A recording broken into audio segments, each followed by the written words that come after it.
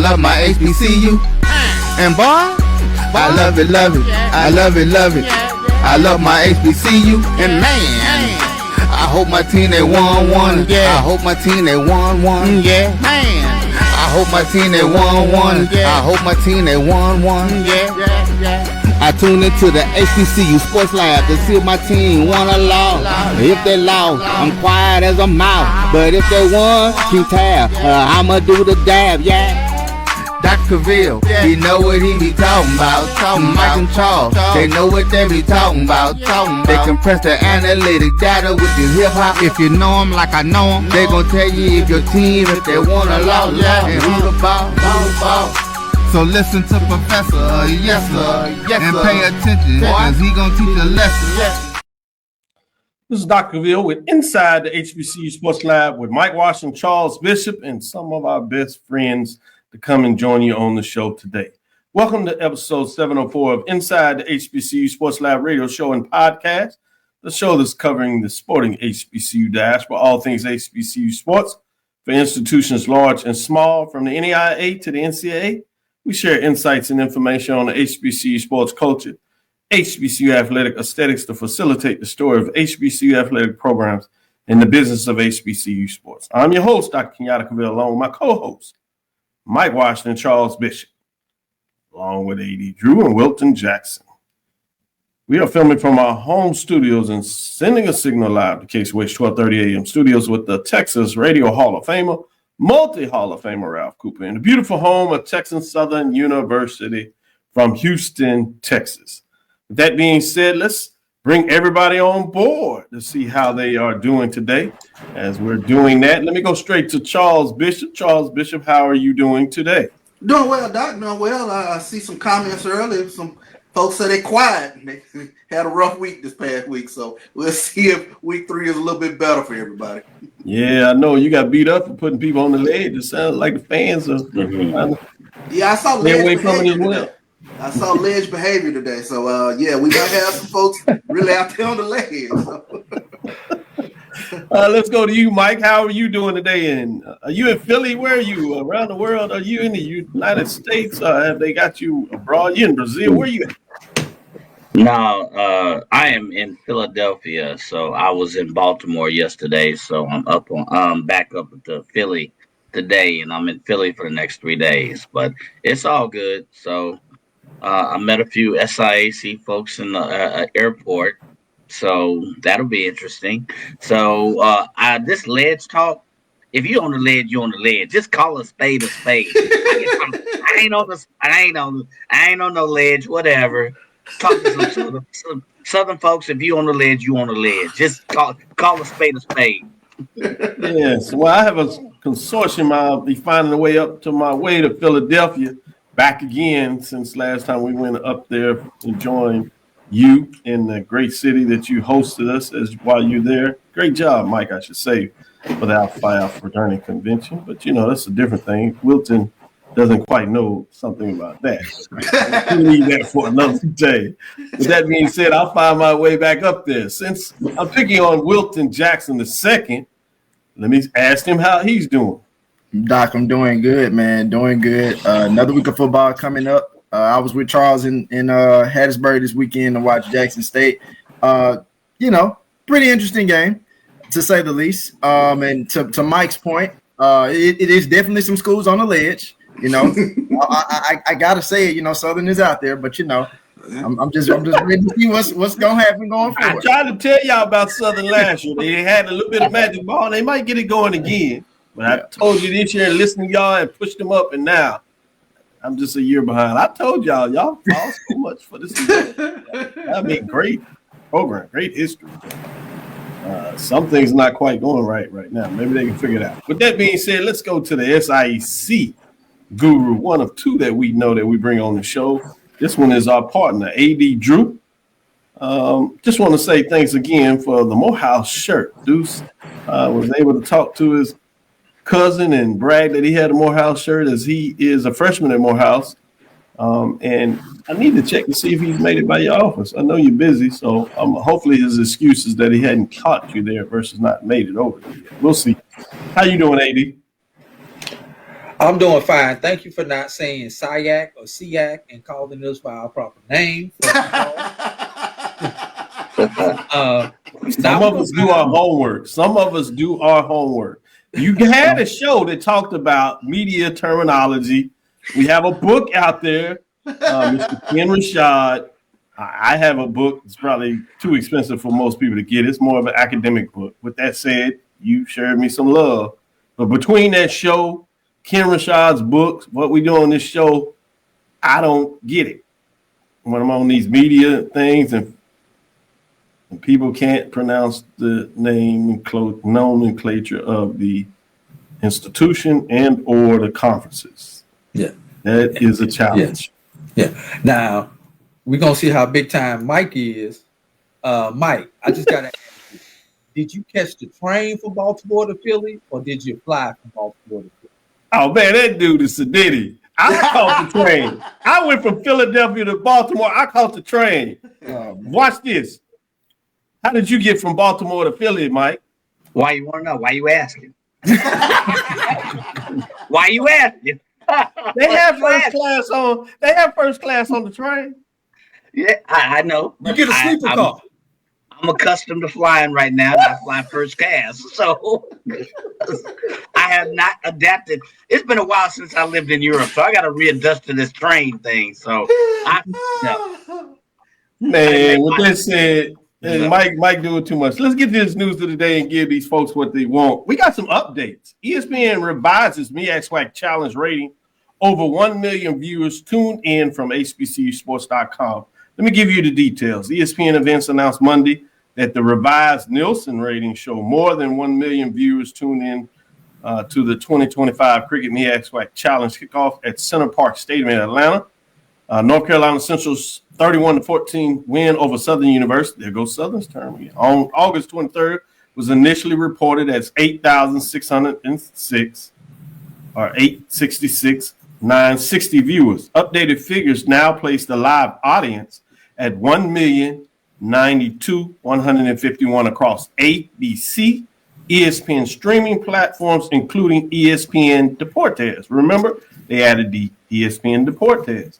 The change reflects Nielsen's new big data plus panel measurement system, which went into effect September 1st and was retroactively applied to week 0 and week 1 college football games. Significant big difference, and glad that they did the update and put it out there, I would say. Let's talk about how it works. Panel data.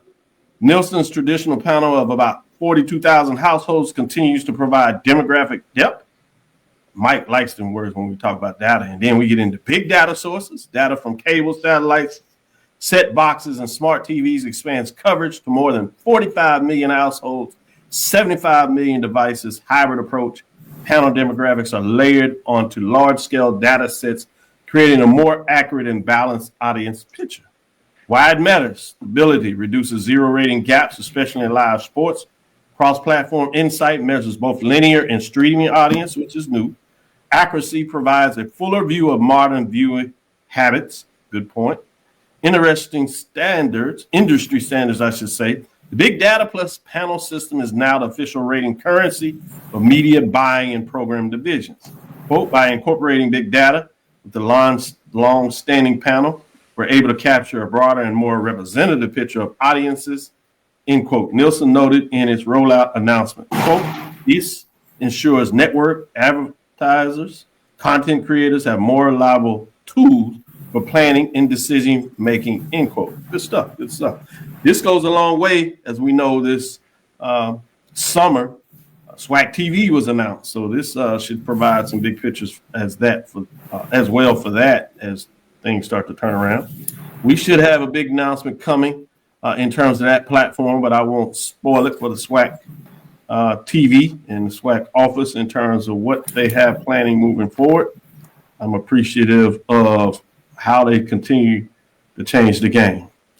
With that being said, let's go to you, Charles. What's on your mind?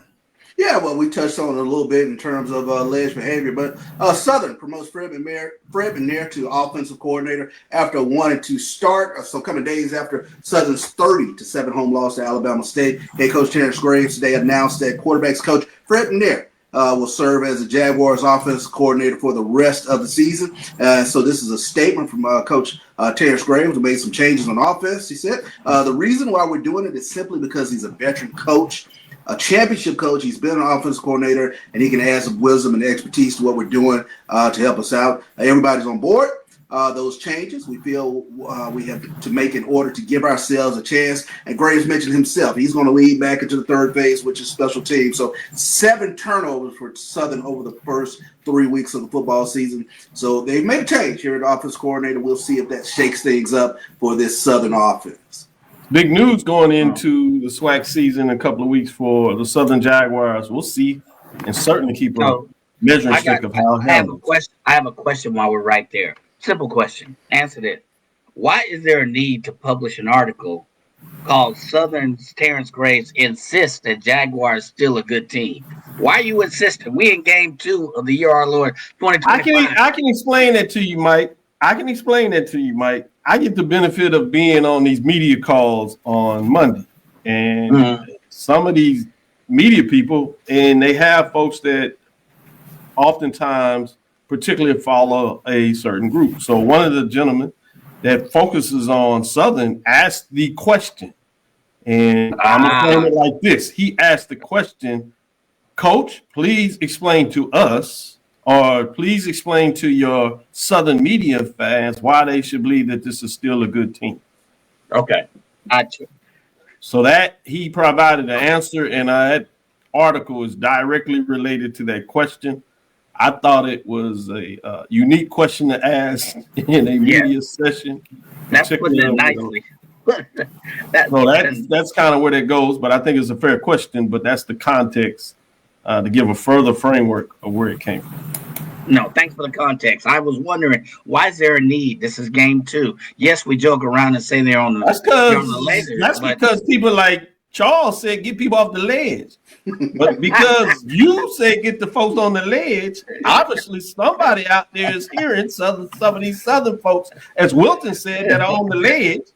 And Coach listened to that, watched some film, and decided that it needed to be some changes, particularly after that particular type of question was asked, because we know in the Southern region, and we're not talking about Southern United States, we're not even talking about Southern Louisiana, we're talking about the campus of Southern. They do it a little differently. Right or wrong, they do it a little differently, and that's what you get when you have a program that does it a little differently. For those outside of that program, we're probably hoping that they don't quite get it right. But those people down there certainly want to make sure they get it right. I'm not sure if it's Graves' fault. A lot of folks will tell you this, that it's bigger than Graves. But that's some internal stuff that's going on at Southern University in terms of the football program. And expectations versus what people deliver are different. I'm not sure if folks' expectation is right, but who am I to tell Southern Jags what they should expect? Agree. With that being said, I'm going to see if we can quickly get in a couple of news cycles before we take our first break and get into some mid-major updates. So dedicate the rest of the show to that. But with that being said, let me see what Wilton Jackson II has to say in terms of what is on his chest, particularly after all this Southern talk. Too much Southern talk. Yeah. I'm actually going to pivot away from the SWAC. I'm going to talk about Johnson C. Smith. They took down a Division II contender. They pulled off a landmark victory to improve to 2-0 in the season, knocking out perennial Division II contender Valdosta State 28-16. This was the Golden Bulls' first time playing against the reigning D2 national championship runner-ups that has had a history of being a thorn in the side of HBCU football teams for over a decade. Before this season, Valdosta State held a 25-2 record against HBCU programs since 2011, including a perfect 5-0 record in Division II playoffs. The most notable win against Winston-Salem State in 2012 to claim the school's second ever Division II national championship. In addition, they ended the historic playoff runs of Miles and Virginia Union last season on their road to a national championship berth. John C. Smith's win shows they are ready to contend not only in the CIAA, where they have not claimed a conference title since 1969, but they are also ready to be national contenders. Good news. Shout out to Johnson C. Smith Golden Bulls, boy. They did get it done, and it was not even close. I'm fascinated to see where will Johnson C. Smith be in terms of the rankings as they start to push out. Did you see any updates on that, AD, Drew? Yeah, I want to add something to that. That's going to be a huge victory for Johnson C and a big blemish on the Valdosta State mark. Valdosta State does not have the power of the Gulf South Conference to back them up this year because there are only 4 teams left in the Gulf South Conference. Now, all 4 teams in there are good. Don't get me wrong. But with only 4 teams in your conference, that means they're like the MEAC of Division II. They'll be playing more non-conference games than conference games. And a loss to a non-conference foe like a Johnson C. Smith, who now, because of the shift, is a non-regional game. We're going to see how that's going to affect everything when regional rankings and everything else come out towards the end of the year. That game may hurt. It would probably hurt Valdosta more than that win will help Johnson C. Interesting. Yeah. Good stuff. Perfect update. To your point, Drew, Valdosta State has dropped to 11. The previous rank, they were 2. This is according to Flow Sports in terms of the Division II ranking. And don't see Johnson C. Smith as of yet in terms of the top 25. So for us fans that support HBCU's Division II rankings, CIAA and the SIAC, hopefully they continue to win, and then they'll leave no doubt. Be fascinating to see what that looks like. They're not even receiving votes at this point. Yeah. So, Mike, that's my question, Doc. You beat a team that was arguably in the top 10 in the polls. What do you? How many more wins do you need to at least be considered for the top 25? I think that great question, and I think that is the problem with polls. Again, shout out at this point, Brian and AD, as they do on Sundays. They wait until about week 4. We saw that previously with the iterations, BCS and stuff like that, and we even see it in the CFP framework now with WSS Ram Nation. Giving some little talk right there. Keep doing what you're doing. It's important to Division II program, mid-major programs, AD, Drew, and yourself. Stephen, I hope I didn't give away your code name. I think people know that. With that being said. Stephen who? Stephen who? I don't know who he is. What his name is. Exactly. What's your name? Follow up on Mike's question there. I think that's the challenge when you do these polls and you just have people voting. For so long, people have discredited the CIAA, SIAC. During the years when SIAC was getting it done, they were discredited and playing in a tough region. Didn't really matter. And then CIAA over the last decade, it's easy to see conference-wise that they show that they belong in terms of when they get a chance to have that run out of their region. They've had, quarterfinal finishes from 3 or 4 different programs over the last 15 years, really, if you want to put it back that far. So the fact that they don't get any doubt is something interesting to me, or get the benefit of the doubt, particularly if you follow this and you saw what Johnson C. Smith did last year. We knew they had a really good team. Yes. Did they fall on their face at the end of the year? Yes. But you talk in totality, and we saw what they did recruiting-wise. We followed and saw that they loaded the bear and that they should have a really good team, and this is the first indication that they do. But as they say in my part, just do your part. Keep winning. You can't control the things you can't control. But I think it's our job. And so thank you, Mike, for asking that question to put it on the table. And for those fans, a lot of our HBCU fans in themselves may lean towards the major division programs. But they do have an interest and an eye, particularly when we bring it up and point it out to them in terms of the mid-majors and folks like AD Drew, SSU Ram Nation, his crew. There's a group of fans dedicated HBCU Sports in terms of they have writings and articles that are dedicated to D2, and even on their show. And now they have a platform where they break out a show that is dedicated to what we refer to mid-majors. So if you want to get the information out, you need to support this content, keep it going. With that being said, I know we kind of pushed it forward, but I think it was important. We got into that D2 talk, and we'll continue this other side, breaking down the top 7 from last week to see what they did in the weekend. For those that didn't hear it, we'll give you a quick follow-up. So let's take our first break, turn it over, and we'll get into the next 7 and provide that information to you.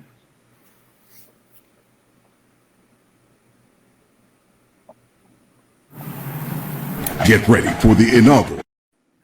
For over 30 years, HBCU Image has been more than just an apparel store. We've been a movement, a statement, a legacy. We celebrate the pride, the purpose, and the culture that make historically black colleges and universities legendary. HBCU Image, a Kenny T's company. ESPN Events presents Red Lobster Band of the Year, a title reserved. Greetings, Santos. My name is Roland Austin, and I'm one of the directors at the 1876 Athletic Foundation. The 1876 Athletic Foundation was formed to promote the success of all 343 student athletes. Our overall goal is to fund scholarships for all of our student athletes. We ask that you help us in achieving this goal by donating to the 1876 Athletic Foundation via the QR code below or 1876.foundation. Your generous donation will help us continue to assist the needs of all of our Panther athletes. Thanks, and go Panthers.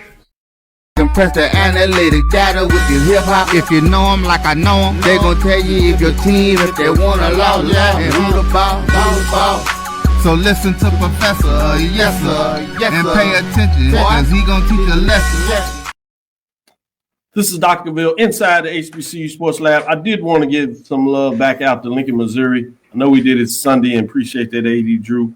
But before we get into some of these top 7 scores, shout out to Lincoln, Missouri for getting that win over Lincoln, California. Go back and check out Sunday's show or from ours or Sunday night in terms of the sports wrap, and they'll break down why that win was so significant as AD drops metrics on it. With that being said, let's bring up the poll, if you would. Not the poll, but bring up the top 7 games for last week so we can break down some of those scores and see what you think in terms of what happened with the top 7. Maybe give you some indication. This is the top 7 from week 1 coming out of there in terms of week 0, actually. So we're going into week 1 for the mid-majors. Brian, again, shout out to you. That doesn't like the in concurrence in terms of the week 0, week 1, and how it's different from major division programs in HBCU sports. But let's get into that number 1 team in terms of what took place and who played. Number 1 actually did not play. Let's go to the next slide if we can. We have that number 2 team. This was a fascinating matchup. It did go into overtime with Norfolk State. Got the win over Dr. Henry Frazier III. They were Trojans while all over Norfolk, but credit to the Norfolk Spartans. They said, not so fast, my friend. Shout out to the retired or so in terms of what he got done. But Norfolk State Spartans get the win, which means that Coach Vic get his first win of the season. He was excited about that, rightfully so. So with the players, be interesting to see what that looks like moving forward and how will the Trojans actually bounce back. Let's go to the next matchup in terms of our top 7. Number 3, we just talked about this in the intro. 2-0 are the Johnson C. Smith Golden Bulls as they beat up on Valdosta State 28-16. Really dominated in a lot of ways in that game as they pulled away and showed that they are in the mix for this season. Next matchup we bring you is none other than number 4. Quietly, the Golden Rams, 49-21. This gets a little more interesting in terms of matchup for a lot of reasons. Some people have been sneaking around the chicken coop about this matchup for various reasons. In the last part of the show, we might get into what that looks like. You even see Charles over there talking about it. He seems like he's at the dinner table talking, licking his lips saying, Anyway, they defeat Kentucky State 49-21. And improve to 2-0 and 1-0 in the conference race of the SIAC. Next slide, if we would. Let's go to the next program getting it done. That's number 5. AD Drew was smiling now. They're 2-0, 1-0 in terms of them beating Central State. They did what they're supposed to under the lights. They had a shutout, which goes in the record books, but they put up 33 points. This is after they defeated Winston-Salem State in that Red Tails Classic to open up things at the beginning of the year. So we'll see what this means. We have an intriguing matchup with Tuskegee, historically going to another historic program this week. If they hit on the road, they go to Jackson, Mississippi. Again, we'll talk a little bit more about that. That is a matchup where you have the number 1 team on the major division. So you do have 2 ranked teams in their respective divisions for us. So I'm fascinated to see what the gentlemen say about that also in the last segment. Let's go to number 6. Number 6 is out there, changing coach. Hasn't hurt Edward Waters, and some may say maybe it helped them. They're winning now 46-14. Coach Jinks down there getting it done. 2-0 of the Tigers, and this is also more importantly 2-0 in the SIEC. They win 46-14. If you ask A.D. Drew, he told us early in the season, as well as Stephen Smith, in terms of that Miles will struggle this year. They are on the ropes right now, as they have not had a win this season, including in the conference race. At number 7, as we close out things in terms of their top 7 did not play last week. So let me get your general thoughts in terms of what this looks like. Any surprises for you, Charles, in terms of the top 7, other than that Valdosta win? Surprises, I don't think surprises, but Edward Waters being able to put up some points like they are with Noah Biden quarterback, it's turning my head. And it's turning my head, especially with regards to their matchup this upcoming week that I'm sure we'll get into. But that's sort of a quiet, under-the-radar team that it turned my attention towards them this past week.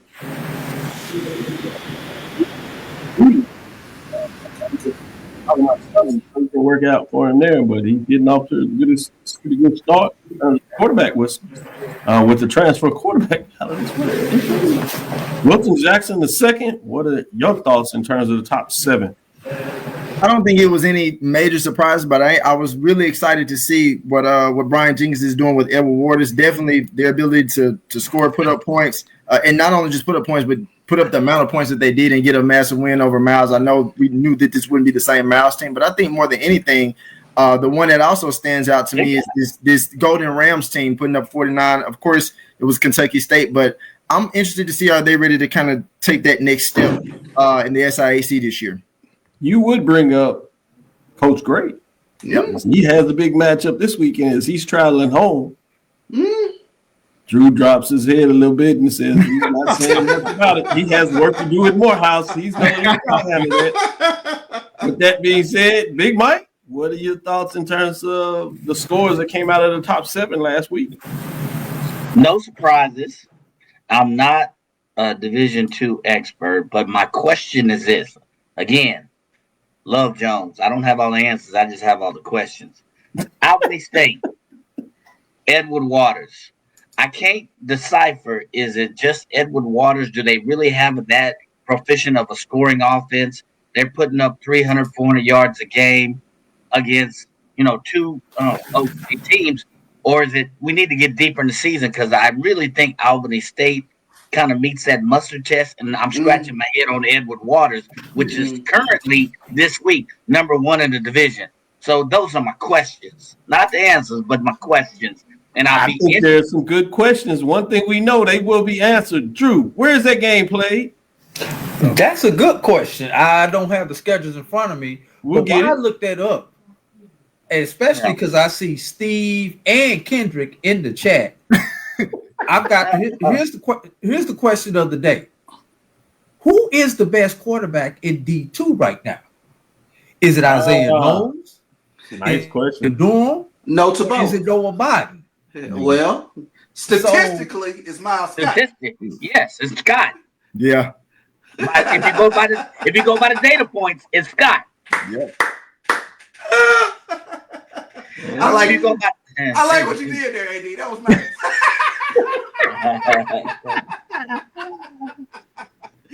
Well, boy. Good job, baby Drew. Boy, y'all are on one today, particularly with Kelvin Durham. Yeah, I'm not. Or Noah Biden.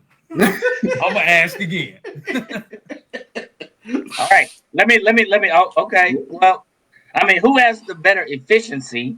Who has better average yards? If you go by the data points, Miles is not one person, but 2 people up against, who'd you say, Biden?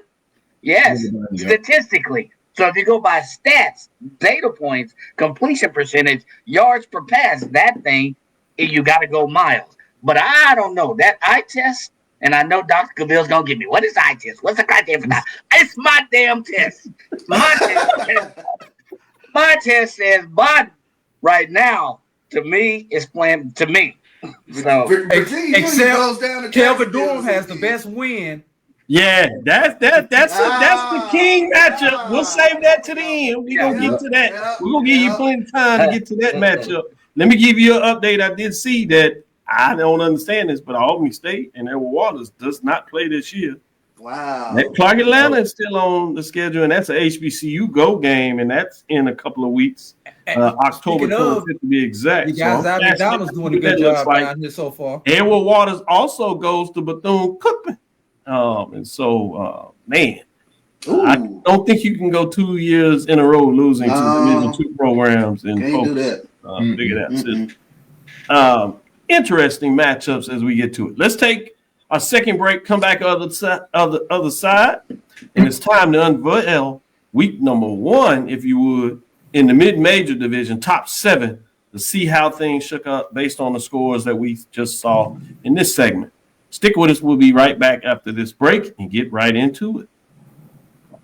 Get ready for the inaugural Unity Classic, Saturday, September 13th at Nathaniel Glover Community Field and Stadium. It's a clash of the Virginia Union Panthers of the CIAA and the Edward Waters Tigers of the SIAC. Plus, an HBCU band battle between the Edward Waters Triple Threat Marching Band and the Virginia Union Ambassadors of Sound. The inaugural Unity Classic goes down in due fall. This is Ryan Fulford. AD Drew and I are co-hosts of the BCSN Sports Lab. We talk about all things related to HBCU athletics. From the games, teams, coaches, and fan interest stories, we cover it all. You can find our shows on Facebook at BCSN Sports Lab, YouTube at MyJBN Online, and everywhere you listen to podcasts like Anchor, Spotify, Google, and Apple Podcasts. You can also find the show on the Jericho Broadcast Network's app. Make sure to download.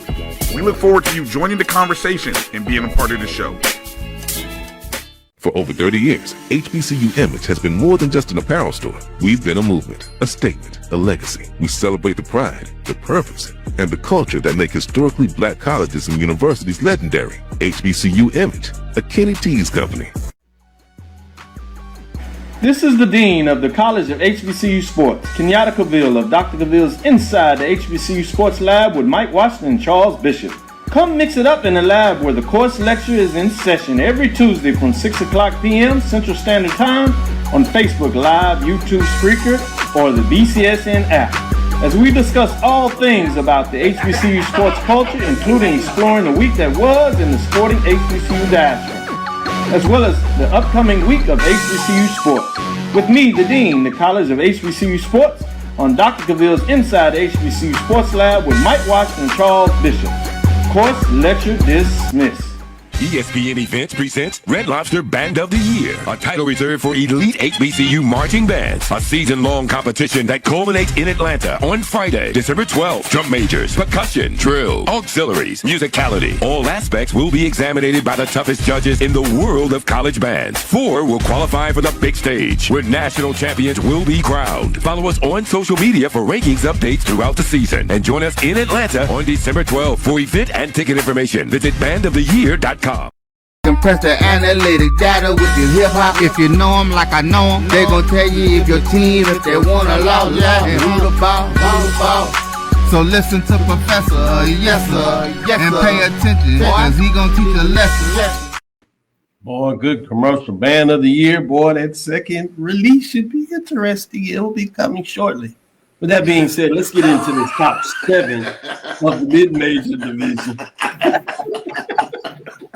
I'm just saying, these folks are taking this marching sport pretty serious. So, and I'll just Doc, I missed the band rankings. They just get into it as well. Go ahead, Drew. I said I missed the band rankings we used to do. Oh yeah, they not ready for our side. You took a unique approach. They can't help. Yeah, we got matchups. We get all into it because you got to perform. You know, we got folks that won't take no trips. You know, people were a little nervous the way I did the rankings, but at the end of the year, I'll sneak my little foot back in the water a little bit and give some updates of what that looks like. Let's unveil this top 7 of the mid-major rankings for week number 1 after week 0. Let's look at this top 7. Dropping out this week was the Billy Tigers. We only have one team that dropped out this week, and they were undefeated, just to let you know how stacked it is at the Division II level. With that being said, let's see who's receiving votes outside of this top 7.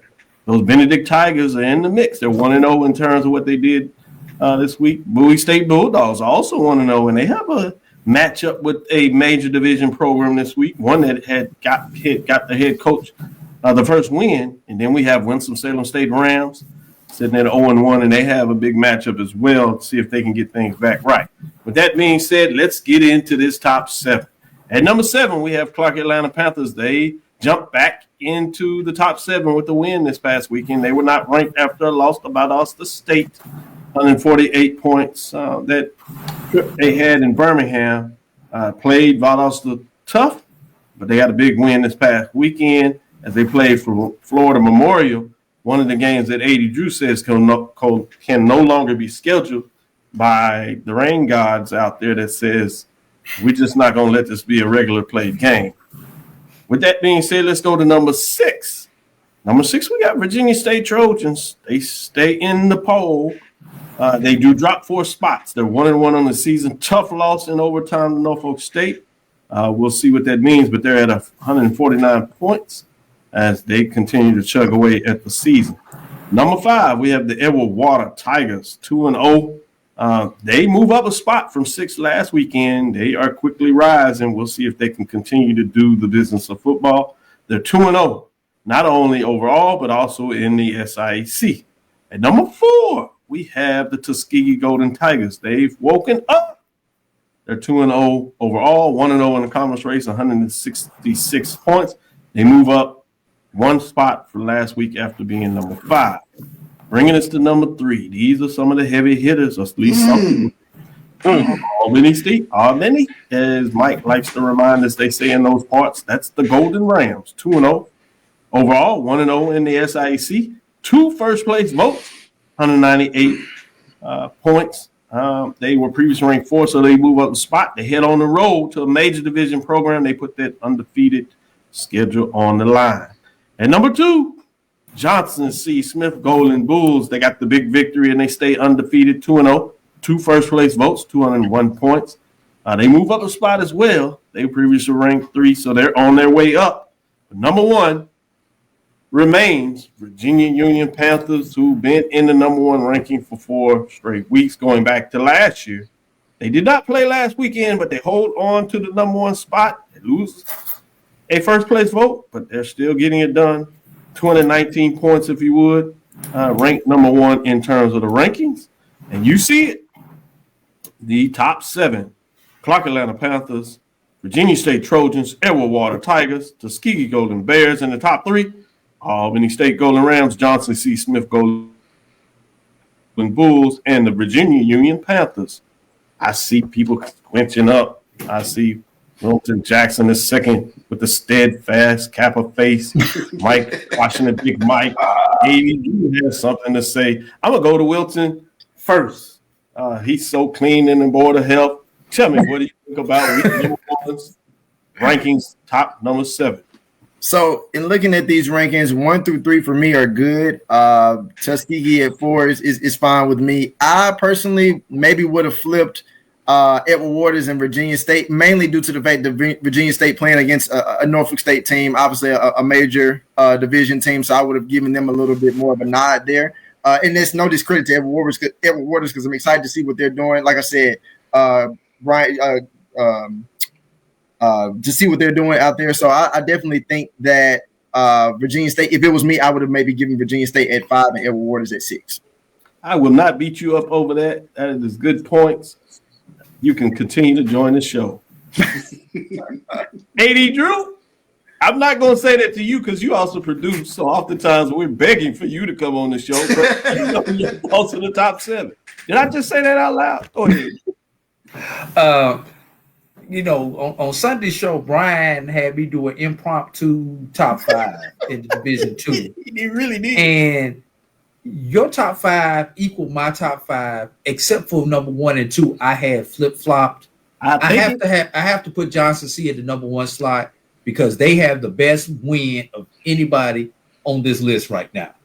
So 3 through 7, no argument with whatsoever. I do flip Johnson C, and Virginia Union. And I know the rule is they're the defending champion, and you leave them there until somebody beats them. But when Johnson C goes out and gets a win over the defending national runner-up, you're going to get some bonus points for me on my poll. Yeah. Well, AD Drew, I'll give you this. I'm the first one out there that tells everybody this is a week-to-week poll. This is a new season. Week-to-week, Johnson C. Play last week, Johnson C. Smith did and got a big win. So I actually like what you just said there. I think it makes a lot of sense. So, again, we will continue to ask you to produce the show and join us whenever you can. No, Charles, what are your thoughts? Stop it. You just want him to produce the show. Somebody got to push these buttons, man. I said it openly. Well, I think. See, Wilton, they don't understand. I got my clean clothes on today. I talk a little different when I knew Wilton would be on the show. I wanted to make sure he understood. I know. Watch yourself, young man. Watch it. Go ahead, Mike. Before I go to Charles, I'm going to save Charles for last, and Mike jumped in there and cut you off. Charles. No, I'm sorry. Charles, go ahead, man. I was just about to say Wilton and AD, they didn't leave much meat on the bone because I know. The way they described it is exactly what I was thinking. I mean, for me, it caught me off guard to see Virginia Union's number one. So for me, Johnson C. Smith will probably be number one team with that huge win over Valdosta State. And just seeing how Virginia State played Norfolk State, I probably would have flip-flopped Virginia State and Edward Waters because that was an impressive showing to me against an FCS opponent. So I tell you what, it creates some intriguing matchups this upcoming weekend. I can't wait till we get to that segment, but those would be my flip-flops on the poll. Yeah. Well, you see where the two first place votes came from. Mike, what are your thoughts? Oh, shoot. Nothing different than what's been stated. I would have had Johnson C. Smith. I mean, you look at strength of schedule, who they played to win. I also would have moved Virginia State up over Edward Waters. I would have potentially, you could argue, you could make an argument with Tuskegee, but now, right somewhere in between 4 and 5, number 4 with Virginia State. That was an impressive win against an FCS opponent. So no change in what. AD, I'm going to give you your prop. But I'm not going to agree and go to the extent that Yatta did. He probably made you pie, cooked your dinner, and everything. It takes a little more than a production show for me to cook dinner. Barbecue? I'm sorry. Not so much. Dinner? Yes. No, but seriously, I agree with what everyone said. I would have had Johnson C. Smith at number 1 and move Virginia State up at least one notch for sure. Well, you would have made things a lot closer if you got your poll rankings in, but I won't blame it on you. You did have a 6 o'clock flight Sunday, so. After you had me take you home because you can't purchase a good rental car, but that's a whole different story. Had me all on in South Dallas, try to drop y'all big old house. Anyway, let's take our next trip. Live in Galveston. But still, for real, they just have big Houston here. With that being said, let's take a last break, come back on the other side, and talk about what these guys are itching to get to. Some of these huge matchups this weekend. Can a mid-major get it done? Can they get the upset? We'll see what these guys think right after this break.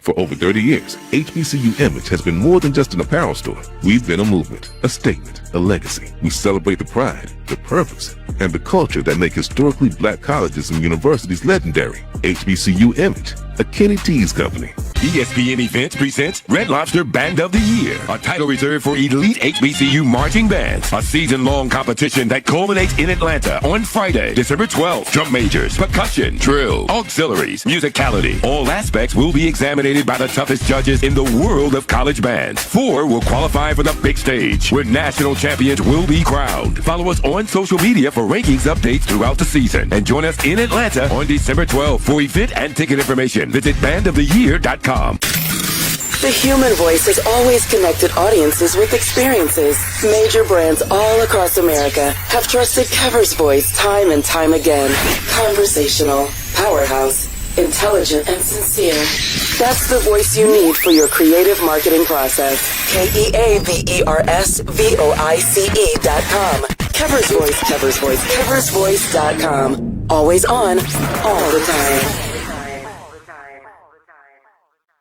The Cavil Group is a Florida-based marketing and training consulting firm. We help businesses communicate to their target audience and engage them in conversation. We also help to expand their audiences, which will ultimately result in growth for those organizations. In addition to being a certified constant contact specialist, my colleagues and I are also certified in John Maxwell Leadership Principles. We use these proven principles to conduct workshops, training, and private coaching sessions for individuals and companies looking to take things to the next level. Contact us to schedule a free consultation. Issues today, don't delay, call Cavil. Get ready for the inaugural Unity Classic, Saturday, September 13th at Nathaniel Glover Community Field and Stadium. It's a clash of the Virginia Union Panthers of the CIAA and the Edward Waters Tigers of the SIAC. Plus, an HBCU band battle between the Edward Waters Triple Threat Marching Band and the Virginia Union Ambassadors of Sound. The inaugural Unity Classic goes down in Duval. Compress the analytic data with your hip hop. If you know them like I know them, they gon' tell you if your team, if they wanna loud, and who the ball. So listen to Professor, yes sir, and pay attention, cause he gon' teach a lesson. This is Dr. Cavil with Inside the HBCU Sports Lab with the professors. We have Professor Jackson, Professor Washington, Professor Bishop, and Professor Drew. Let's get into this last segment where we talk about the matchups. One we just heard in the commercial break. That's a big one. But let's see where we go first. You see the number one ranked team that we just talked about. We're going to go with that number one ranked team, Virginia Union Panthers. 1-0 versus number 5, Edward Waters. It's in Jacksonville. So the number one team goes on the road representing the CIAA versus the SIAC. The matchups right now are 3-3. This one to decide who will get the trophy for the matchup between the CIAA and SIAC. Who gets to host it this year? Last year, that trophy, that's an imaginary trophy. I hadn't got it to them yet. Last year, it resided in the CIAA. Will it stay in the CIAA or will it go down south to the SIAC? More importantly, we got a big-time matchup, top 5 matchup. The Panthers take on the Tigers. Wilton, what do you say about this matchup?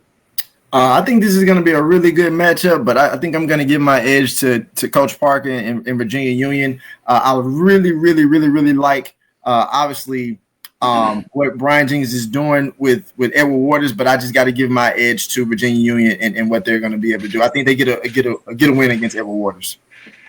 Big win to go on the road against the top 5 program that's playing some good football. Great points.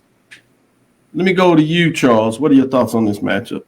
You know, as excited as I am about this matchup, especially you have these SWAC expatriates down there with Edward Waters, Noah Biden, Coach Jenkins, and Coach Dooley.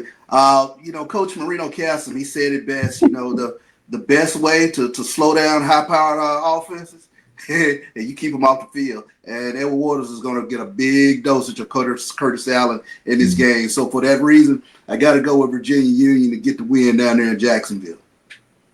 That's 2 for the Panthers. Mike, what do you say?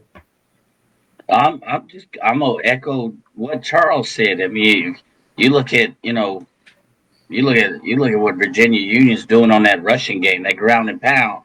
I got to go with Virginia Union all day, every day, 3 times past Sunday, plus the Frenchies 3-piece plus the pepper. I love those peppers. 3-piece white for me. 3-piece white. There you go. Yeah, there you go. White, absolutely, with the pepper. With the pepper. Hey, Drew, are you able to get in on this mix? You on mute? Maybe can't get in on the mix. Okay. Let's go to the next matchup. We don't want to get him in trouble. We certainly understand. He got a little home team, so we know where he's pulling for sure. But with that being said, let's keep going. Let's go to the next one. Is Drew frozen there? Yeah, Drew might be frozen. He might be frozen. All right, let's get into that next game. I'll tell you what it looks like as he's getting back in here. Sorry, Doc, my internet buffered on campus. Well, there he is. No problem. All the people in Atlanta, you know, y'all love those. Go ahead, Drew. Are you able to talk about that 1 versus 5, or you want us to move forward? No, I was just gonna quickly say, Dr. Parker, I love you to death. We've had many conversations together, but you heading down to that Florida Heat, man. I don't know if y'all gonna be able to handle that 4 o'clock heat in Duval. That's a different kind of heat for those who have never been down there in Duval. So, and Emma Waters is on the roll. Brian Jenkins is looking like the Brian Jenkins that I knew and hated, not love, hated when he was at Wilton. So, he's doing a great job thus far. I'm leaning E-Dub. Plus, I got to go with a little conference pride. We need this one to win the conference series. I like it. Yes, good point. Okay. Yeah, I will say this: it is a little different heat when you go Florida, but they did go to Georgia, South Georgia, where it's not that much different, and find a way to get a win against Valdosta a couple of years ago. Not last year in the playoffs. Coach Jackson that led them is now back over there at Prairie View. With that being said, let's go to this second matchup. Johnson C. Smith Golden Bulls 2-0 on the season at Elizabeth City State Vikings 0-2. It is a conference matchup. I guess the question here is, do the Vikings even have a chance?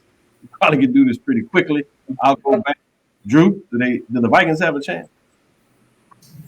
Not if Kelvin Durham is healthy. Charles? I got to go Johnson C. Smith. Even though Elizabeth City led Hampton 13-10 at halftime, I'm still going with the Bulls on this. Actually, yeah, you're right. They did. And they got it up to 20-10. Mike? No, I don't even want to go. If such and such is playing, they led. No. Let's stop the madness. They believe they actually won that game. They had a touchdown in the end zone. The refs didn't see it. I know. I'm going Johnson Smith with this. I'm sorry. I know. Wilton, you gonna make it a clean sweep? I am. I'm laughing because Mike is typically the one that has data points. He said, "I don't need no data points for this game." I won't disagree with him either. Give me Johnson C. Smith. He said neither one of you need those data points. Let's go to number 4. This is interesting. That's number 4 on the mid-major side. They travel to Jackson, Mississippi. A lot of historic framework on this game. Last time Tuskegee went to Jackson, they got the victory. Most would say that was a different era of Jackson football. Some, those in Jackson, want to forget. They are coming in as the number 1 ranked major division team. So Tuskegee comes in at 2-0, 1-0 in the conference race, while Jackson comes in 1-1 after a tough road loss to Southern Mississippi. That is the FBS program they took the L to. But we'll see what their thoughts. We're going to go straight to Charles on this one. What do you think about this matchup? Doc, I remember well 2017 down there in Mobile when Tuskegee knocked off Jackson State 34-7. In fact, Jackson State had more penalty yards than total yards, and I was teaching classes on how to jump off the ledge back then. It was horrific. It was horrific, but I do think this is a different era of Jackson State football, thank God. So I got to go with the Jackson State Tigers on this one. Charles said his prayers were answered. Oh, Mike. ever. Thank you. Mike, what are your thoughts? Again, I don't need data points. You got the number 1 ranked team playing Tuskegee. Tuskegee did well. Great. You beat Central State. Great job for you. Gold star for you. But you were playing the number 1. And y'all mentioned that win. That was 4 years before before COVID happened. That was a whole generation away. So let's just look at where things are now. Rough times, Mike. It was rough times. I'm telling you. I feel for you. I know you remember them like they yesterday, but I'm gonna go with Jackson State on this. You don't need data points here. When folks say we always been there, I sit there and look at them like this. Really? Okay. Wilton, what are your thoughts?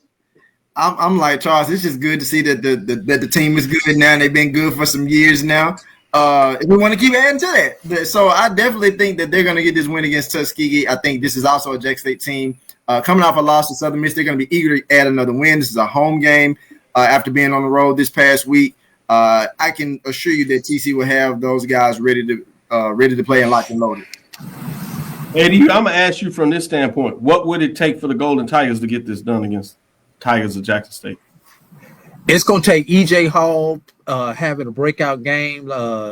He's one of the top receivers in the SIAC right now. He's ranked number 10 with average of 22 yards per catch. Everybody, we need E.J. Hall to do what he needs to do. And then on the other end, you've got a preseason All-American.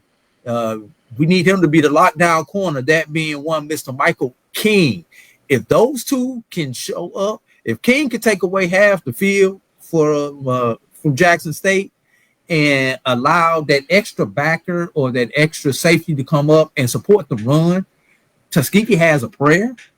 I don't know. I doubt if that prayer gets answered. A prayer. But they have a chance to hang around into the fourth quarter. Mike, don't be telling folks where they can answer their prayers or not. Hey, Drew, I'm gonna let you sit out on this one because this is where your check comes from, and we don't need you to get into that. I will say this about the SIAC. I like this weekend when it falls away. They get to play all three conferences. They had the matchup we talked about, the CIAA. We just talked about the matchup against the SWAC. Now they have one in NY. It's actually played in New Jersey, but they take on Howard, number 7 in the major division poll of the MEAC. Morehouse Maroon Tigers are 0-1. They face number 7 Howard Bison 1-1.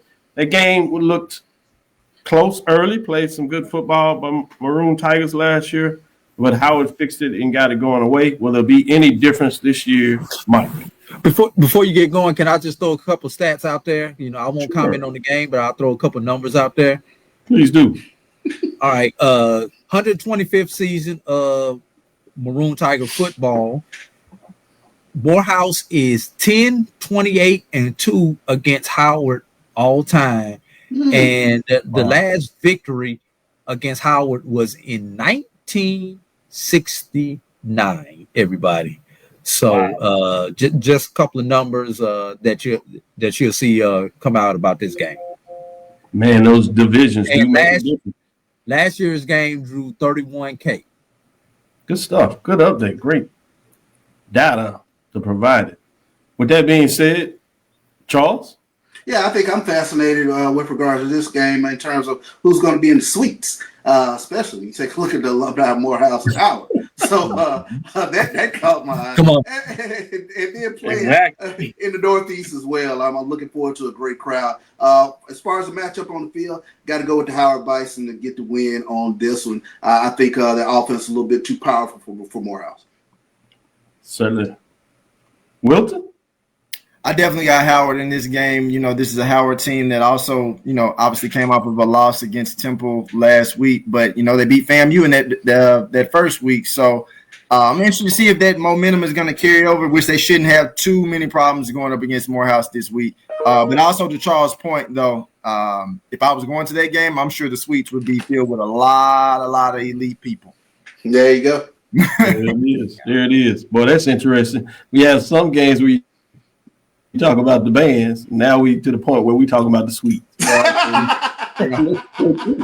Go to this next matchup.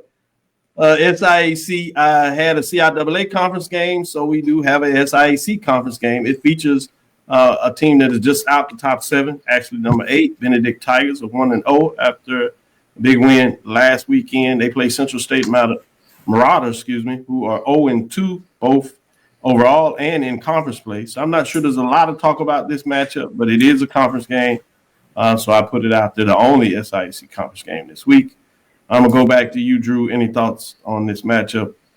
Does the Marauders have a chance against Benedict? Let's see. Marauders have played 8 quarters of football this year. Yes. They've only scored in 2 of those quarters. So the question is, how long will it be before they score? They have not scored in the past. They did not score at all against Tuskegee. And their last touchdown, their last score was 3 minutes and 40 seconds remaining in the 4th quarter of the Kentucky State game, which was game 1. So how long will the scoreless streak go? Right now it's at 63 minutes and 40 seconds. So that'll be what we need to look at. I don't know how to respond after that one, Charles. Yeah, I know, right? I mean, good stuff there, AD. It looks as though Central State is kind of allergic to the end zone, and that doesn't bode well for a team that that shut out a team in this first game. So I got to go with Benedict in this one. Defense just a little bit too tough for the Marauders. Mike, allergic. Yeah, allergic. I like this. So Central State in 2 games. Man, in 2 games. 2 games. Yes. 2 games. They're allowing their opponent 33 points a game. Not much less how much they're scoring. And then Benedict's doing a little better on the defensive side, but on the offense, neither one of them are just really busting out the charts. Benedict's 10 points, Central State's 12 points on average. So neither one of them are really scoring, but if I had to choose one based on defense and what I see stat and what Benedict is allowing its opponents to score, they only have 1 game, so 1 data point. Can't go completely on that because it's a skewed distribution. You know what that is, AD, right? A skewed distribution? Okay, that's what I thought. Hey, that Tuskegee degree is worth a little bit, Mike. A little bit. You asked me 2 games ago what I meant. So, all right. Anyway, but I got to go on what I see and how I've seen Central State play. I got to go with Benedict on this one. Since Mike is talking about the distribution, Wilton, what do you say is the spread of this game? I don't even know if I don't want to say it's going to be a lot of points scored because Drew just eloquently just stated that Central State ain't scored in 63 minutes, and I don't really see them scoring right away when that game starts. So we might say maybe 10, 12 points, but I honestly, for real, I definitely give the edge to Benedict specifically more so because of the defense that they're going to bring into this game, and I think they're going to get the win. All right, that's a good point when you talk about it, looking at the defense. Let's get to our last matchup before we call it a show. This features 2 top 10 teams, essentially, if you look outside of the top 7 with teams receiving votes. Both teams got wins last week. So with that being said, we have the mid-major program. Bowie State Bulldogs, have they righted the ship? They come in at number 9 in terms of the poll rankings, receiving votes. 1-0, and they're at number 8, Major Division Delaware State Hornets that received votes in the Major Division poll at 1-1 after Coach Jackson got his first win over Albany. That being said, the Great Danes went back and forth, but the Hornets got the last sting in that matchup. With that being said, I want to get the thoughts of Wilton on this particular matchup. I think Delaware State is going to keep it going. Coach Jackson was able to pick up their first win, and I expect them to get another win this week against a tough Bowie State program. AD Drew. This is one of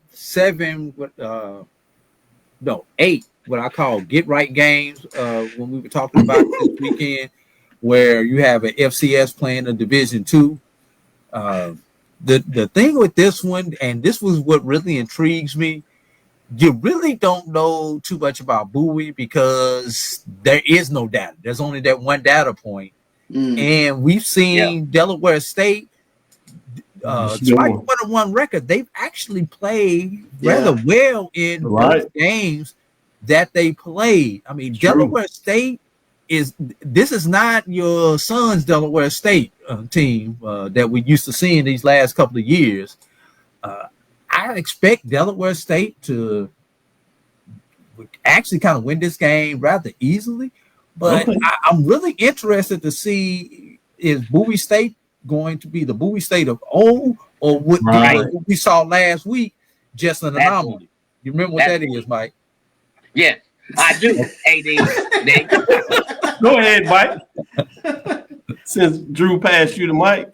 Yes, I got two names for you for Delaware State: Caden Bennett, and then Marquise Gillis, Russian. I saw Delaware State, and I text a couple of y'all. I said, "Dude, this Delaware State, this ain't that same old Delaware State. This ain't your mom and them, Delaware State." So I look for them to win this game, quite handily. I had the same question: is Bowie State back in the football business? They don't necessarily have to win this game to prove that, but I want to see if they're back into that old Bowie State, of 8-9 years ago. But just looking at how Marquise Gillis and how Delaware State played this last week, I saw them. That eye test, they are for real. So I go with Delaware State. Good stuff. Delaware State was named HBCU FCS National Team of the Week by Stats Perform. Yeah. With that being said, Drew, where are you with this? You already went to me. I'm sorry. Charles. Yeah, no, I'm going to echo what everybody's been saying. I mean, this looks like a different Delaware State team. I mean, they have looked impressive in their first couple of games. And I think, you have a very interesting, nice little 1-2 combination with the dual threat ability of Caden Bennett as well as Marquise Gillis in the backfield with Delaware State. So I look for Delaware State to put some points up in this game. I think it'll be an interesting game early, but I think Delaware State goes ahead and pulls away in the next 3 quarters. So I got Delaware State big in this one. Good stuff. Wilton, close it out on these matchups. Oh, definitely. In this particular case, Delaware State is going to get this win against Bowie State. And, I mean, that's just essentially how I feel about that. I think, like I said, to everybody's point, will Bowie State be the same team that they've been in previous years, or will it be the old Bowie State? I think that's what we're waiting to see. So I'm definitely giving my nod to Delaware State. Good stuff. Last question before we call it the show. From the mid-major and major division matchups we have out there, do you all see any upsets? I'm going to start with you, Drew.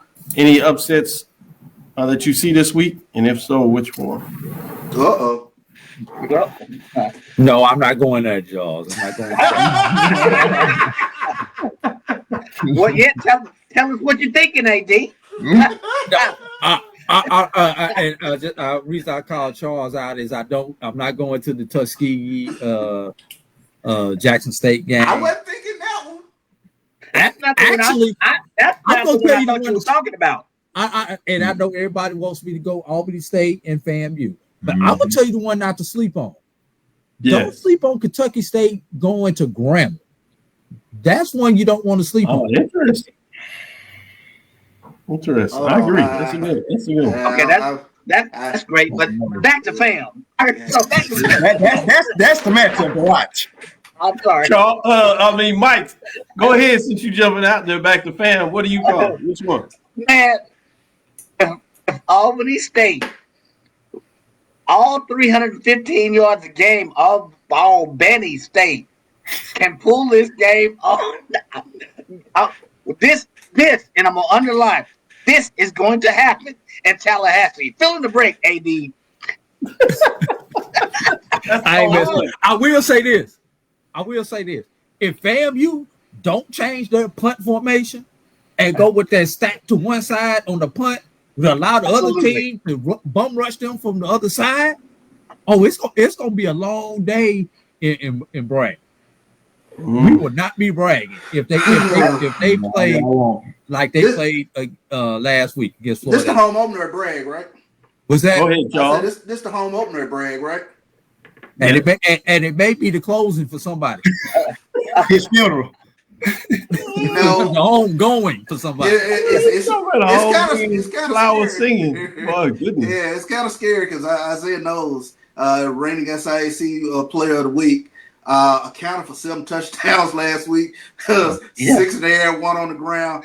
You can't let him get up and go rolling early. And that's the thing that I think is kind of scary with regards to this game, that FAM's offense can't be stagnant in this game because it could turn into what was Clark Bethune-Cookman last year. So that's the thing that kind of scares me a little bit with regards to this game, but I'm not ready to jump out on that ledge. I'll take the Rattlers in this one. It kind of reminds me of about 3 years ago when Giordania came in with Albany State and gave FAMU a run for their money, and FAMU had to pull away in the fourth quarter against Albany State. That's a good point. I'm not sure they got the offensive power work to pull away. They got to find a way to get ahead. The other part that O&G, now they do a show on Monday doing a review of the game, which is fascinating. Great work by those gentlemen in terms of what they're doing there. They talked about their concern in terms of the defensive front not being able to really put pressure on the quarterback. And you just talked about, Charles, talking about how much offensive power that the Golden Rams are coming in with in terms of their quarterback player of the week. Wilton? No, I echo what everybody else says. If Isaiah Knowles is comfortable in that pocket and moving around in the backfield, delivering passes with ease, it's going to be a long day. And I promise you, if FAMU loses that game, you will not hear the end of it. So you talking about another team on the ledge? My good, 2 of the power brokers on the ledge. We got 3 for the Golden Rams and 1 for Thoroughbreds. It'll be interesting. Anything else? Any other one to keep your eye on? Can I throw one more thing about FAMU game? Sure can. I talk about Isaiah Knowles. Watch Tion Weiss. Tion Weiss, yeah, that's a good point. Yeah, good call. Can FAMU control him? Yeah, I agree. Great point made there. With that being said, go ahead, Mike. Last comment. No, I was going to agree with that. Tion Weiss, second in SIC and rushing. So he's kind of that's an X factor, game changer. So. Well, stick with us. We will be back on Thursday. We'll talk about the major division, some of those matchups. We might sneak in a mid-major game or two. Sorry, I read the caption. Read that. Wait, so AD, where you bread buttered? SIAC, baby. Man, that AD Drew, that's smart. Thank you for listening inside the HBCU Sports Lab. Make sure you share our podcast with your friends and colleagues. I am Dr. Kenyatta Cavil, the Dean of HBCU Sports, coming from inside the lab in the College of HBCU Sports with Mike Watson, Charles Bishop, Wilton Jackson II, and AD Drew. Again, we want to thank you for listening to Dr. Cavil's Inside the HBCU Sports Lab with Mike Watson, Charles Bishop, every Tuesday and Thursday. You know by now, it's football season, so we're back on Sunday at 9 a.m. Central Standard Time. Before you get out to church, as you're getting dressed, getting ready, make sure you get your HBCU Sports update in the morning. We will unveil the major division top 7 and see what's going on after the games this week. Again, we look forward to next Thursday as we discuss the latest news in the lab. Follow me, Dr. Kenyatta Cavil, on Threads, Facebook, and Instagram, DrKenyattaCavil. That's Dr. Kenyatta Cavil. Inside the HBCU Sports Lab 1 on Facebook. Inside the HBCU Sports Lab on YouTube. For those that had to check back in, we will get it fixed. Facebook is working through their live process, so some bugs in there. We will get it back to you. Dream big, continue to move forward. We will talk with you soon. Charles? Of course. Mike? Lecture. AD Drew and Wilton? Dismiss. Oh, they did it again. That's 2 weeks in a row. I'm practicing, man. Y'all give me a little extra shows. Y'all call it. Hey. I mean, that's cute. That's really cute.